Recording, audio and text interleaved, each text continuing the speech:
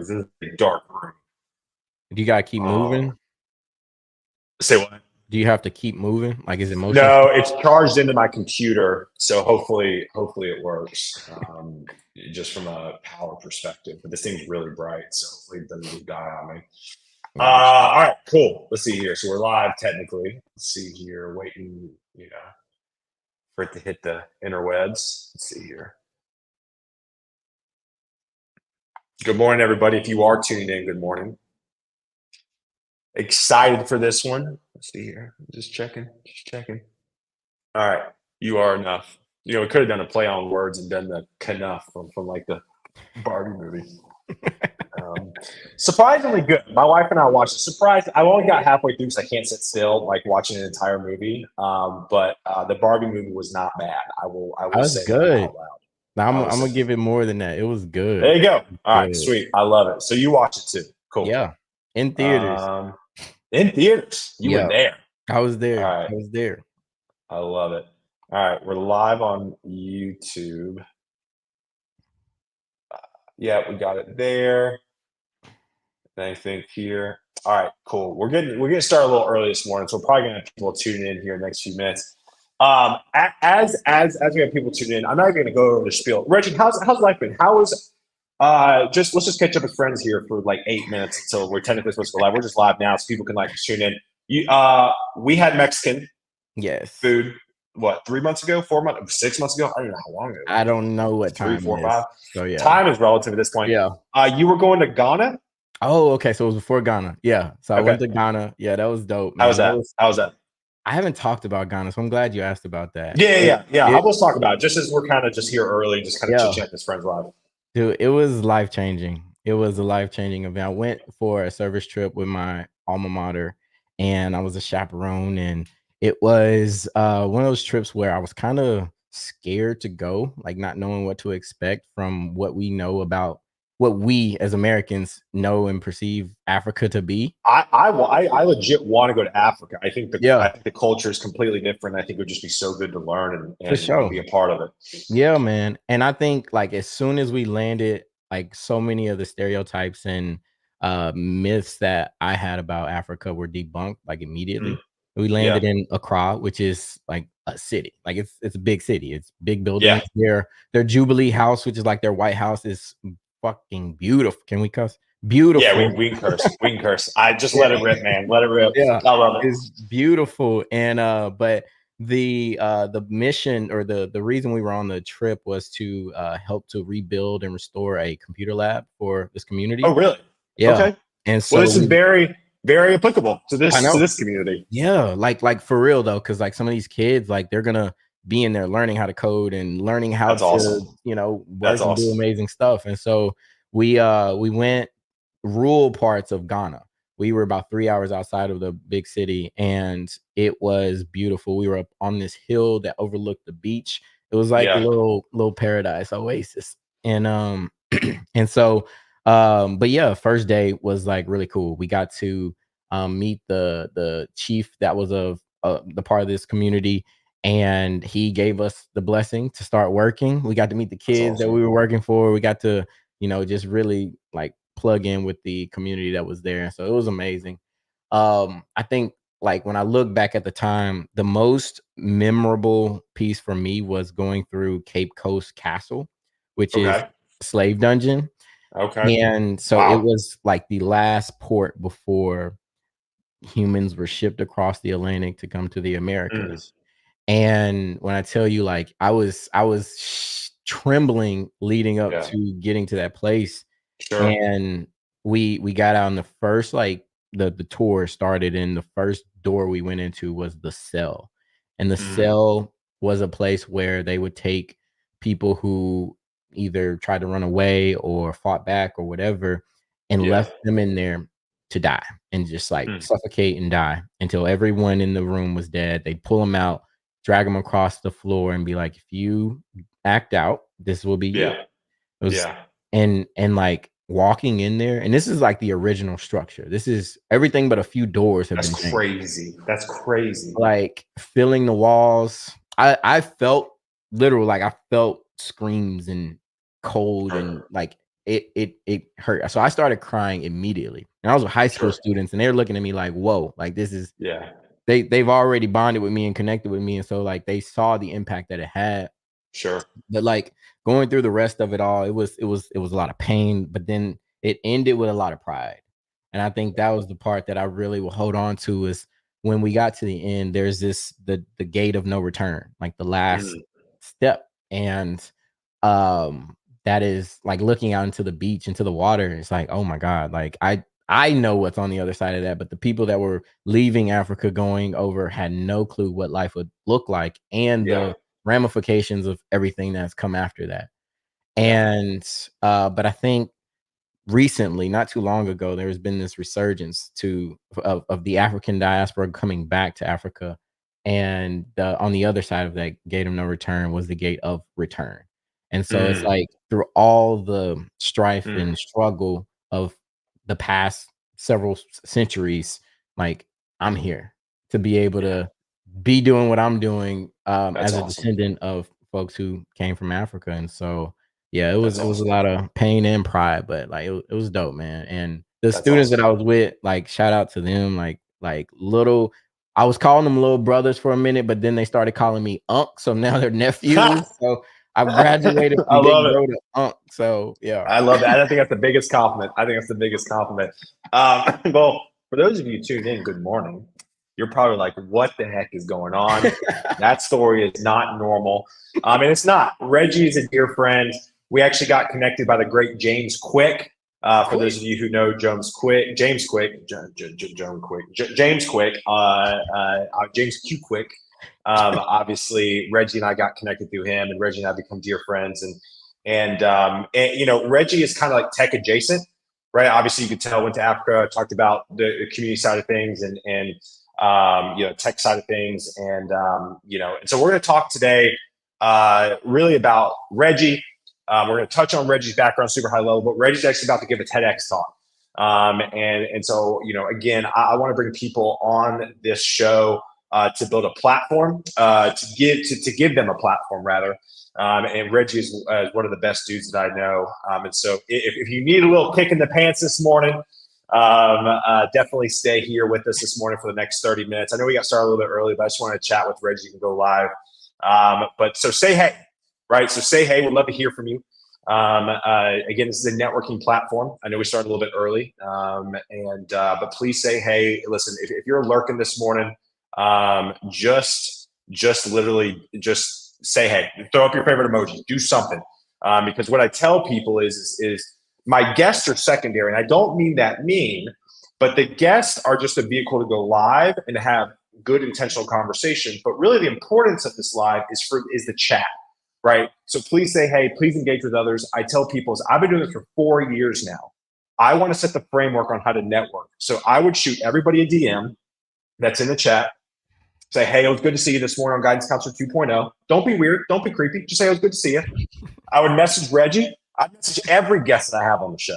Right. As you can tell, I have a wide variety of guests on the show. Everybody from FANG decision makers all the way down to boot camp grads who've been successful, motivational speakers like Reggie. Like, we kind of cover the gamut on Guidance Counselor 2.0. And so, again, connect with Reggie. If you connected with every single guest I've had on the show, it would have, after 4 years, you would have a pretty expansive network. So, again, I encourage you to do that. I will tell you this. I had an individual on recently.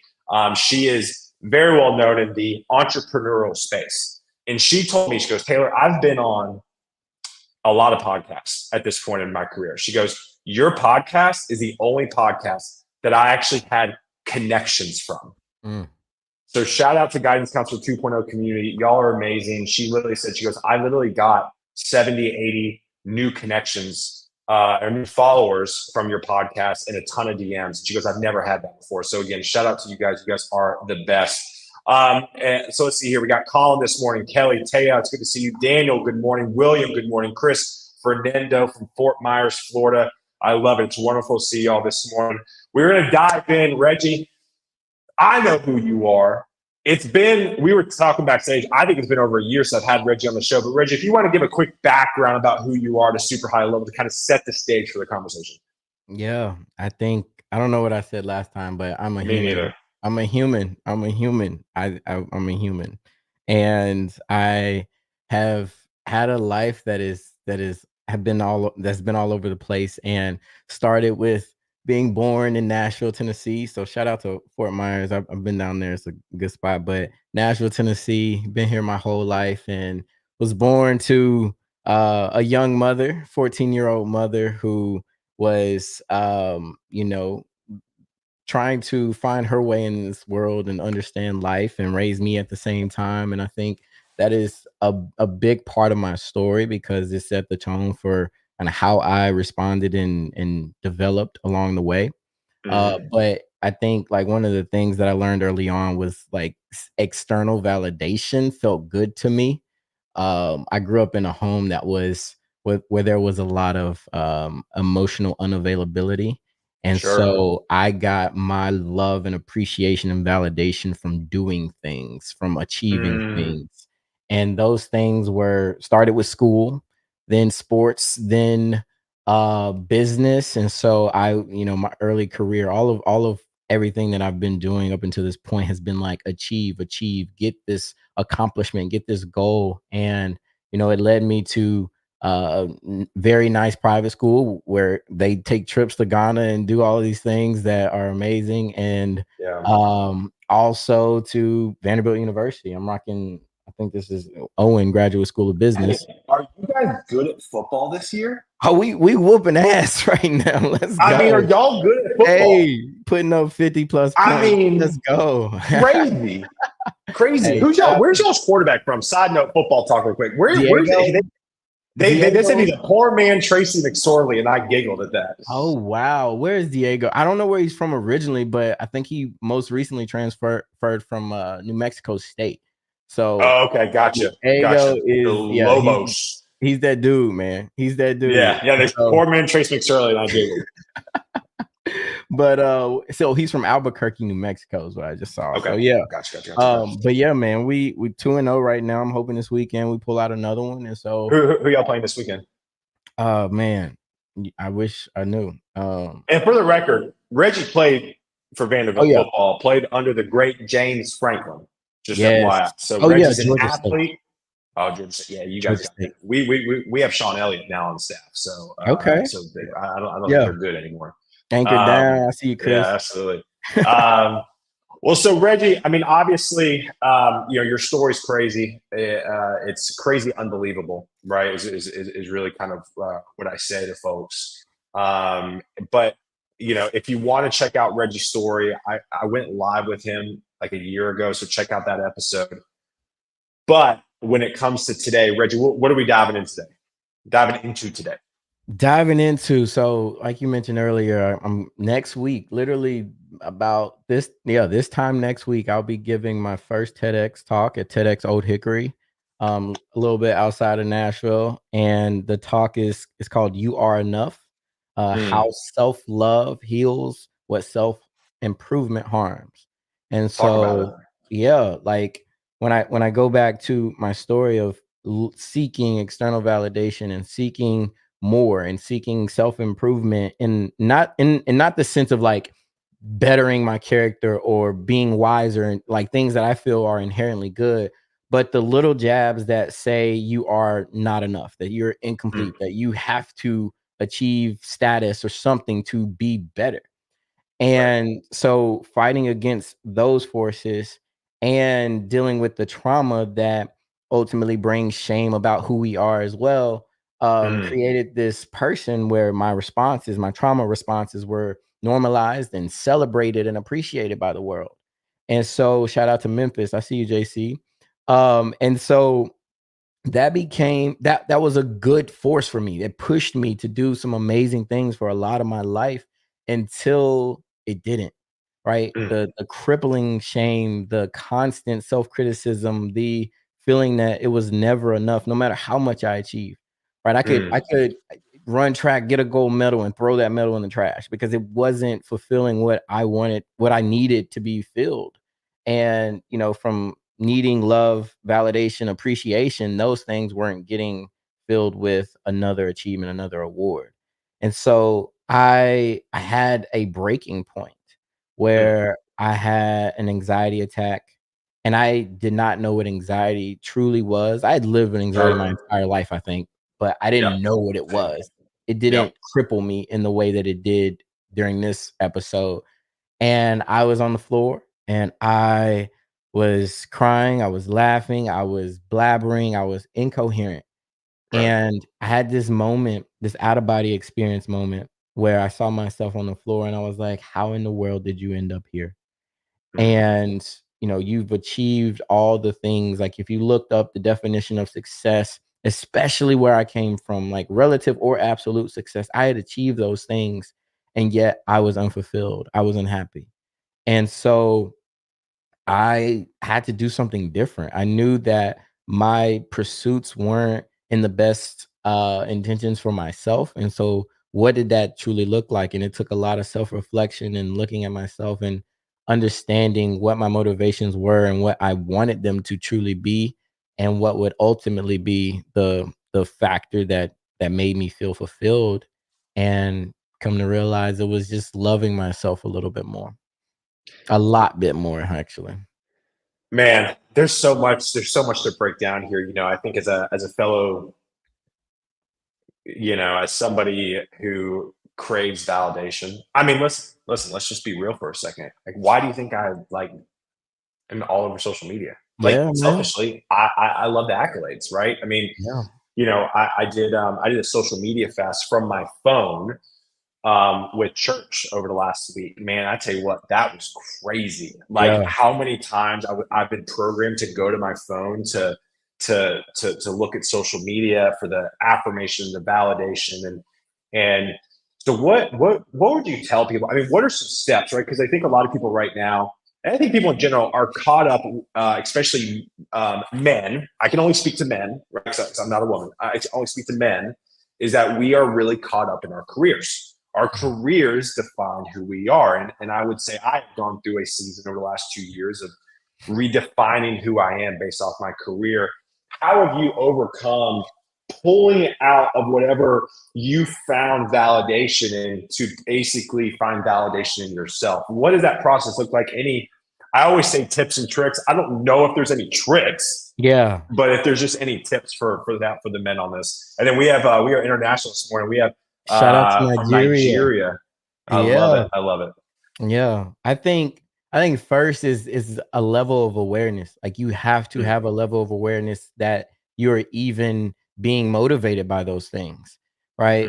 It's like, oh, I'm like, I just, like, in my inbox, like all the top 30 under 30, 40 under 40, all those like awards and lists and things, they'll pop up and it's like, you've been nominated or apply here. And my motivation in the past would be to jump on that because, yes, I want to put that on my resume. I want to put that on my LinkedIn. I want someone to see that I am worthy. And when you have the awareness that that is the motivation, like, it's not going to lead, like, for me personally, I don't think it leads to more business. I don't think it leads to happier life. I don't think it leads to better relationships. I think it just is a plaque or something that you can put up on the wall to make you feel somewhat better about yourself, but it's fleeting and it's superficial. And so the awareness around those things is like, okay, yes, I've been chasing this status of being a whatever you want to call it, director, senior director, CEO, whatever, because it's gonna look good to the outside world, as opposed to thinking about, and the part that really shifted things for me was thinking about my inner child, the younger version of me that needed whatever that turned into seeking external validation. What was he truly needing? He was needing unconditional love. He was needing someone to say, I see you, that I appreciate you, that you are enough. And so that is the awareness. Like, you have to start with the awareness. And then I think, how do you develop? Sorry, interrupting. How do you develop awareness, right? Because I feel like people are like, well, I'm aware, but I feel like the people who say I'm aware a lot are actually not aware, right? Yeah, I'm aware. Yeah, I know. Yeah, I'm aware. I'm aware, and it's usually, you know, they're like the worst aware. Like, I have my thoughts on how to seek this out, but I'm interested in your thoughts.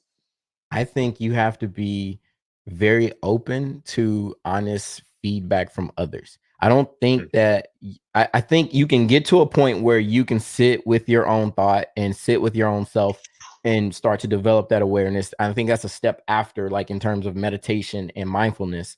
But I think beginning, you have to be open to the feedback from others, and an other person is like a therapist who is really trained to understand the mind and the brain and your thought patterns.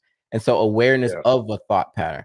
And when I tell you, I grew up in the hood, and I grew up with a lot of violence around me. And so my natural thought pattern goes to violence. Like it could be like somebody's knocking on my door, they're trying to kill me.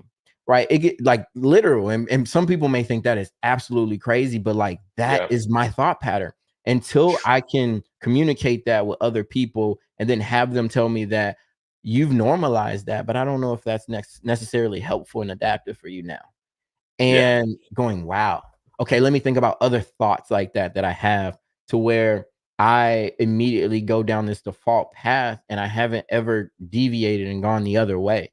And so I think having the ability to take that feedback from others and not treat it as judgment or criticism, but just neutral feedback, and start to digest that is the first step.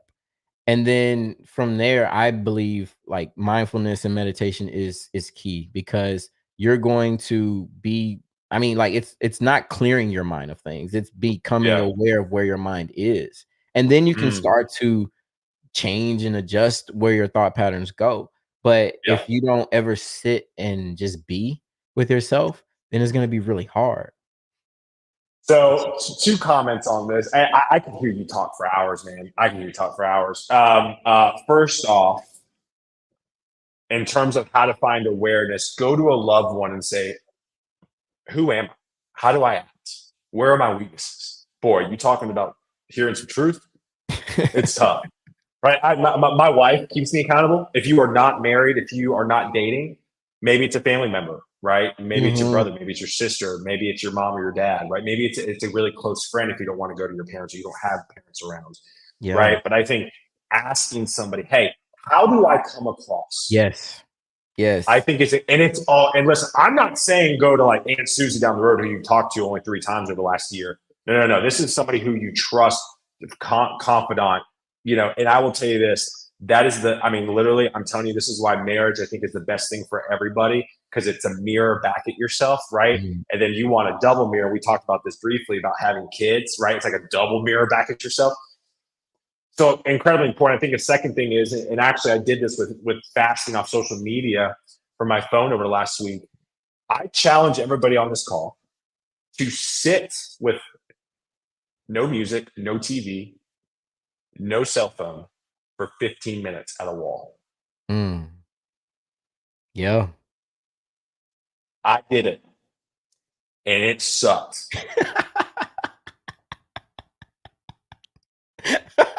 And I realized I couldn't do it, but I did. I leaned in, right? Leaned in, kept doing it. And what I realized, there were some revelations that have come out of this, right? Like, I am actually taking Twitter off of my phone because I am just on it so much. And believe it or not, it's not near as addictive as like TikTok or Instagram for me. And like that's something that came out of it, right? Like being able to sit in your own silence is very difficult. And I highly recommend that. Meditation, right? If we talk about meditation, there are apps out there, Headspace. I've tried Headspace breathing. I'm not really big on that. Just me personally, like if it works for you, my wife does Headspace and stuff like that. I know a lot of entrepreneurs do Headspace, but just being able to sit in silence for 15 minutes, I challenge you to start doing that, because I think in today's world, we're just too busy. We're just too busy. Far too busy. And it's like I always make the comparison to physical health, right? It's like working out. It's like working out a bicep or a quad. Like when you first start it, it's going to be difficult. It's going to be hard. If you've never lifted a weight in your life, it's going to be difficult. But as you work on it, as you practice it, and that's what it is. Meditation, yoga, all of it is a practice. As you practice it, you develop that muscle. It gets a little bit stronger. You get more able to sustain throughout, because I've done 3-hour meditations, and I have friends who will sit there and do 10-hour meditations or 2-3 day retreats and things like that where they're doing absolutely nothing. I mean, you got, now granted, there's some illegal drugs thrown in there, but you got Jets quarterback. I'm drawing a blank on his name. Aaron Rodgers, who locked himself in a dark room for I think 2 or 3 days. Yeah, and like when you like one of my favorite things is like a sensory deprivation tank, and I've never done that. Those are cool. We should go. It's one. Let's do it. Text me. I'll go with you. Right. Yeah. So like what it is you're in a pod, like just a pod full of water, and the water is super saturated with Epsom salt. So you're able to float in it. And you're basically like 13 off Stranger Things. I'm going back and rewatching Stranger Things. You're basically 13 off Stranger Things. Yeah. And so the water is your body temperature. There's no light, there's no sound, there's no anything. You can't see, you can't feel, you can't like anything. And you just lay there. And your mind is gonna go where it's gonna go. And I think that's one of those places where you can be like, okay, every 5 minutes or so, like just try to check in with yourself. Where's my mind right now? Right? Let it do what it does, but then check in and say, where is it right now? And why am I in a horror film in my head? And or why am I in a peaceful like garden and everything like just be curious about it. And so I think that's a great way to get into it. Well, and I think being comfortable to feel. I think what I've noticed through the social media, if I say it's such good timing. It's such good timing. We get Jesus here. Everything works out for a reason, right? And there's a reason why we're talking after I've done this 7-day fast. True. And like we don't give our time to feel anything. Yeah. We're too busy. What I've realized is that when I have a down moment, I went to TikTok. Yeah. When I had a down moment, I went to Instagram. And what you don't realize is it's static, it's noise. And so being able to just kind of get rid of everything, it makes you realize, like, I don't think we let our inner child, inner daughter, inner son speak to us in where we're hurting. Yeah. And I think being able to get away from the noise is incredibly important. It's hard. It's hard for people to sit in emotion, right? Like, and because we start to judge emotion. We judge emotion as a bad emotion or a good emotion or like, and there's no such thing. It's just emotion, right? You feel and feeling like when people say I get emotional, I try to correct them and say, no, you're just being human. Like you're getting human. You're being human. Be emotional because that's a part of us. And so like to sit in sadness, to sit in grief, to sit in anger, to sit in pain is okay. And it's totally human. And you have to feel those things in order for your body to process whatever it is and then move forward from that. But I've done so many different forms of therapy, but I did something called neurofeedback. And it shows is that EMD or whatever, or like EMDR is something different. Look, we can get into all of them. EMDR, I'm doing that. Yes. So EMDR, eye movement desensitization and reprocessing is like using like the bilateral like activation of both sides of your brain to help open up file cabinets, basically. And basically. So, but neurofeedback, it like you put these like little monitors on your brain and it measures the wavelengths. And like one of the wavelengths for me showed that I had emotional suppression for like prolonged, like extended periods of time. So basically my entire life, I suppressed emotion. And what we know from Brené Brown, like you can't just suppress the negative emotions, you suppress the good ones as well. And so suppressing those emotions becomes the norm and you forget how to feel those. So I'll sit there and see something and I'm like, I know that is the saddest thing in the world. And like, I see everybody else in here crying and I'm gonna have to fake these tears because I can't fucking feel it. Or win a championship game and I'm like, man, why is like everybody's happy in here? And I'm just like, it's just numb. It's just numb. And so like, and that's what we do when we turn to our phones, when we turn to a screen, when we like can't sit still with ourselves, we numb ourselves through those things. Like the dopamine hits that we get from a notification, from the scrolling, from all of that is numbing our brains just like a drug would. Yeah. So absolutely. So good. So as we kind of in the last 10 minutes, I definitely want to bring it back to careers, to the job search a little bit. Reggie, what are some advice to people who may be down, maybe feeling like they're not enough? I mean, I hear it all the time in the job search, right? You know, like I didn't get a job, I'm not good enough, I'm not enough. Just kind of that consistent theme. What would you tell people? I would first, I'm gonna affirm you are enough, right? You are enough, just the way that you are. You are magnificent. Yep. You are created, and yes, you are imperfect, but imperfection is beautiful and it is human. And so I think to one, forgive yourself for all the criticism and judgment and all the things that you say to yourself, because those things were ingrained in us from an early age, that we need to make ourselves look better, be better, feel better, to be worthy. And this is just not true. But as you go through the process, and I'm gonna come back to the talk a little bit where, you know, when I talk about self-improvement and self-love, it's not about not seeking growth. It's not about not seeking innovation. It's about changing the motivation behind it, right? Where the motivation was insecurity, was shame, was I'm not good enough, so let me go prove that I'm good enough. It's no, I love myself and I am worthy and deserving of all these things. So let me go get those things that I deserve. So that's the shift. And so when look at it, like when you start to see yourself in that light, you recognize that when someone doesn't give you the job, that's their loss. That is their loss. And all the things line up in time. The universe is going to provide you with what you need. If you believe in a higher being, your higher power is going to provide you with what you need when you need it. And all the people that reject you in that moment, it's not a no to you. It's just a not right for that moment. And so I think, yeah, when you start to look at yourself and truly know that you are enough just as you are, you start to see rejection in a totally different light. I love that. I love that. Kind of, man, I have still so many questions, and we're obviously running out of time. When it comes to kind of some, let me ask you this again, because I try to go back to the practical, tactical, and I know there's no hack for like what we're talking about, but what are some things that you've implemented in your life that have kept you accountable, that have helped you centered, that have kept you centered or keep you centered? Or maybe some guidelines, framework. You know what I'm trying to say? Like guardrails, that kind of thing. I think we want quick fixes, and that's where the tactical comes from. And like when you're changing thought patterns in your mind, it's just not always going to be quick. And so like our brain, like neuroplasticity is real, where your brain has the ability to shift and change and adapt.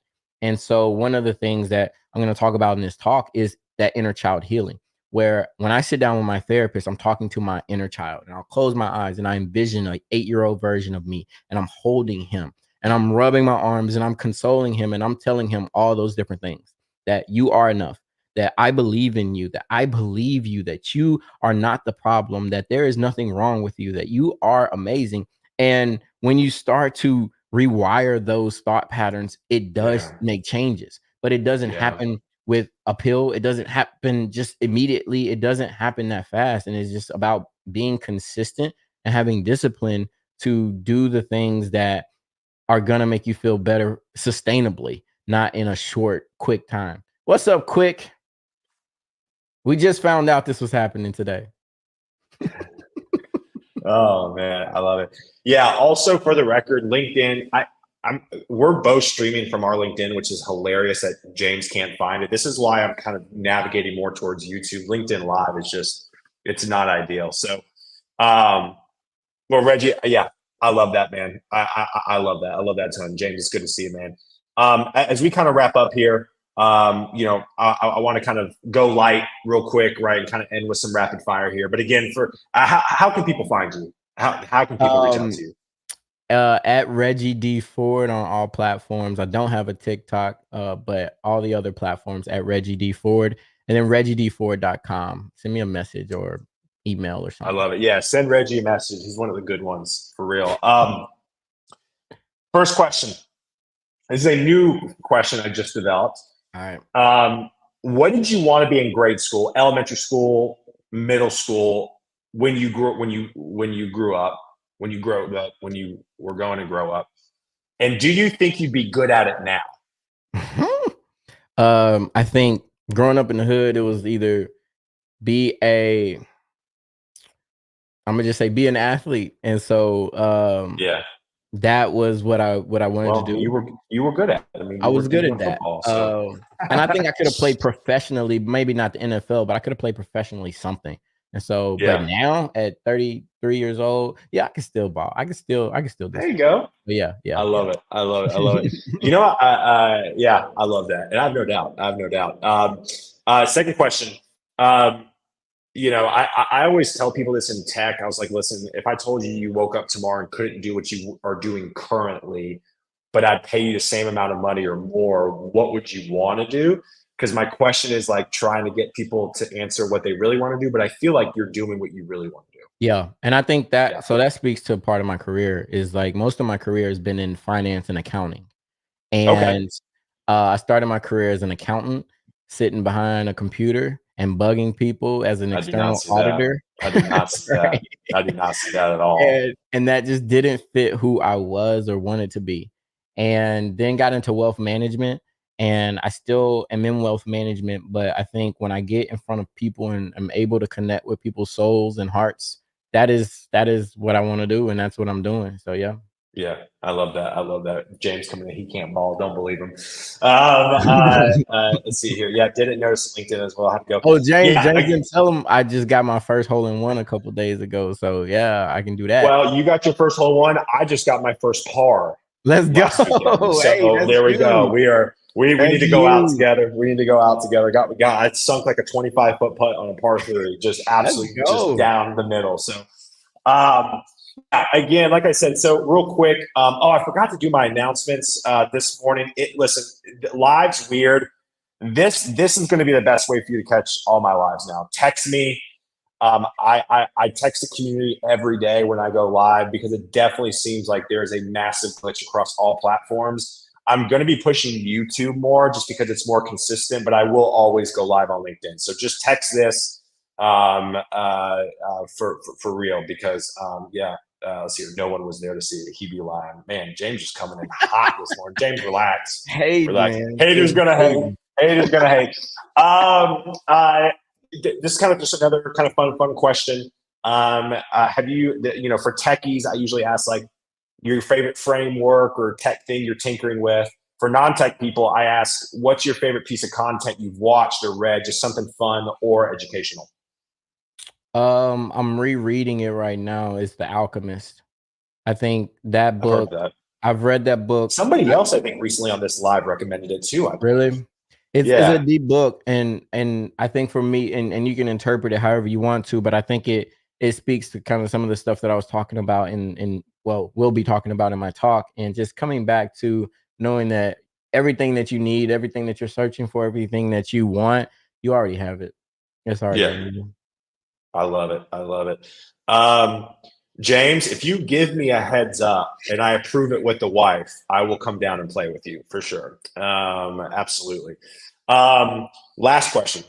Again, y'all, thank you for tuning in. Appreciate it. Hopefully you got some validation out of this. I did see that Berardi coming in. Thank you. I just got rejected last night after what I thought was a great interview. So these words are hitting home right now. Exactly. This is why I do this live, right? It was a great interview. It was a great interview. You did. It was a great interview. Job, and it's their loss. They missed out on a super. I literally tell people, if you follow my content for a while, I say like 90% of the job, 90% of the reason why you get rejected isn't because of you. Yeah. Like, look, but budgets could change. There's so many factors. I mean, there's so many factors. So again, do not take it personally. Heads up Sunday. James, let me get back to you on that. Maybe. That may be too pushy. Close, though. Who's this James? He's pushy. James, you should be in sales. The text alerts are great. Yeah. Again, I got the text. So went to LinkedIn. Chris, you may have to start going to, James, quit. Chris Jarvis is here on LinkedIn and you're not. So, and then this has been such a great interview. Thank you both. I'm so glad you enjoyed it, Sally. Let me ask you this last question. All right. We had guidance counselors in middle school, high school, and college, but now as adults, we don't have them. That's why the show is called Guidance Counselor 2.0. I want to be the next version of a guidance counselor for folks. If you could go back in time and tell young Reggie something, what would it be? I love you, bro. I love you. You don't have to do anything to win my love. You don't have to achieve You don't have to get A's. You don't have to score touchdowns. You don't have to win big contracts. I love you just as you are. Well, I'm not crying. You're crying. I love that, man. I love that. Well, thank you, my friend. Y'all, again, thank you for tuning in this morning. If you liked Reggie and this conversation, please go check him out. You know, he's a great individual, obviously, as you can tell. So reach out to him, send him a DM. Again, Reggie, thank you for hanging out with me this morning, friend. I appreciate it. Stay on so I can say bye to you backstage. But again, y'all have a great one. I am off tomorrow. I got a crazy busy morning, so no live tomorrow. This is the last live of the week. We'll see y'all next week. Y'all have a good one. We'll see y'all next week. Peace. Jay, quick.